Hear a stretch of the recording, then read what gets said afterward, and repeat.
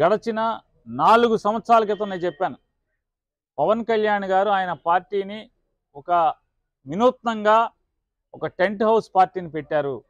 రాజకీయాల్లో tent house లాంటి party అంటే కిరాయికి అద్దెకి ఇచ్చేటువంటి, మన ఇంట్లో భోజనాలు పండగో పబ్బమో ఉంటే షామ్యానాలు తెచ్చుకుని కుర్చీలు తెచ్చుకుని ఎట్లా తెచ్చుకుంటామో అద్దెకి, ఆ రకంగా తన రాజకీయ పార్టీని లాంగ్ లీజ్కి ఇచ్చినటువంటి పవన్ కళ్యాణ్ తన పార్టీని లాంగ్ లీజ్కి చంద్రబాబు నాయుడికి అద్దెకి ఇచ్చినటువంటి పరిస్థితులు మనకు కనపడుతున్నాయి.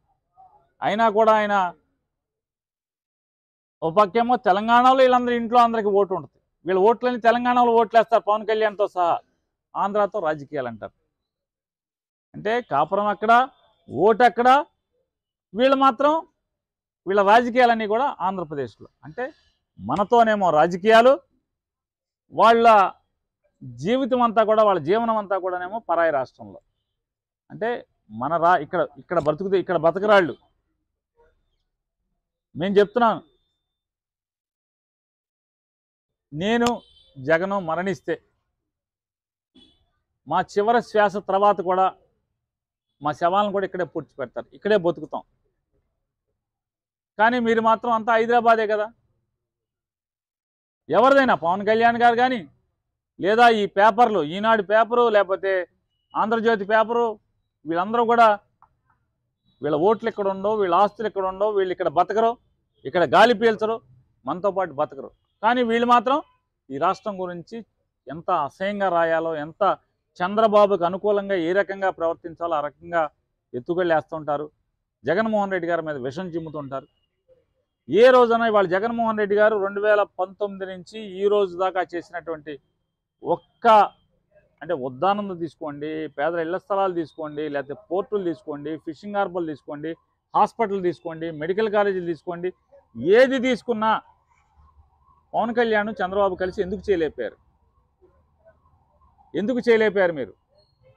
ఇవాళ జగన్మోహన్ రెడ్డి గారు 2,50,000 కోట్ల రూపాయల డబ్బుని జనానికి ఏదో ఒక లక్ష్యంతో సరాసరి నేరుగా ఒక్క పైసా లంచం లేకుండా ప్రజల అకౌంట్లోకి వేశారు. ఈ 2,50,000 కోట్లు ఏం చేశారు మీరు? ఎక్కడ ఖర్చు పెట్టారు?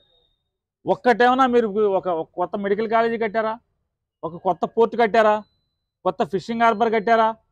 లేదా ఏం చేశారు? ఏమీ కనపడవు. ఈ డబ్బులన్నీ ఏమైపోయినాయి? ఆవిరైపోయినాయి. అప్పులు మాత్రం దండిగా తీసుకొచ్చారు. ఒక్క పని చేయలేదు. ఉద్దానందం ఏం చేశారు? ఎవరికి ఏం పని చేయని పరిస్థితి. ఇవన్నీ కూడా ఎంతసేపు ఆరాటం. పవన్ కళ్యాణ్కేమో చంద్రబాబు అధికారం మీద కూర్చోబెట్టాలని ఆరాటం, చంద్రబాబుకేమో తన కొడుక్కి బాగా అక్రమ సంపాదనతో జనం సొమ్ము దోచేసి ఇంట్లో మూటలు కట్టేయాలనేటువంటి ఆరాటం తప్పితే మరొక వీరికి ప్రజల పట్ల కించిత్ ఇంత కూడా ప్రజల పట్ల వారికి అంకిత భావం లేకపోవడం అనేది మన దురదృష్టం. తుఫాన్లో కొల్లూరు రవీంద్ర ఎక్కడికి వెళ్ళిపోయాడు? ఈ తుఫాన్ కాదు, ఏ తుఫాన్కైనా ఎక్కడన్నా మనకు కనపడ్డా? కరోనాలో ఎక్కడికి వెళ్ళిపోయాడు? కరోనాలో కొల్లూరు రవీంద్ర ఎక్కడన్నా కనపడ్డా? ఎవరికన్నా మీరు చెప్పండి ధర్మంగా. విలేకరులు, ఇందులో ఆంధ్రజ్యోతి విలేకరు ఉన్నాడు, TV5 విలేకరు ఉన్నారు, మీరు అందరూ ఉన్నారు కదా, ఒక్కళ్ళు చెప్పండి కరోనాలో ఏమైపోయాడు కొల్లూరు రవీంద్ర?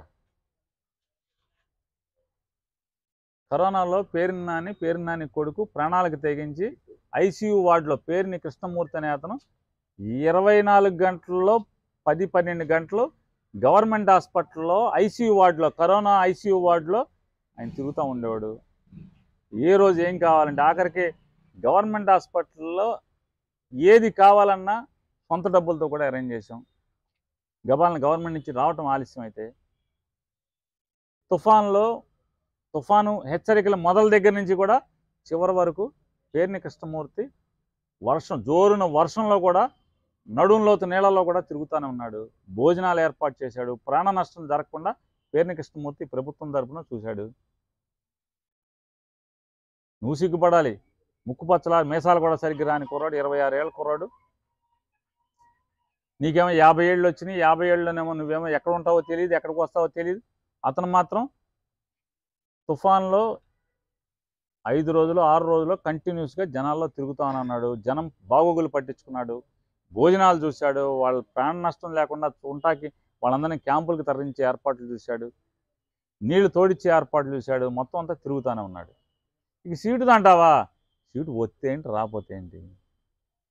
నీకులాగా సీటు కోసం ఆటి కోసం వీటి కోసం ఎంపర్లాడేది. మేము నికార్సైన కార్యకర్తలం, సీటు కోసం పనిచేయం, పార్టీ కోసం పనిచేస్తాం. సీటు వస్తే వస్తారు, లేకపోతే రాదు. ఏమవుద్ది?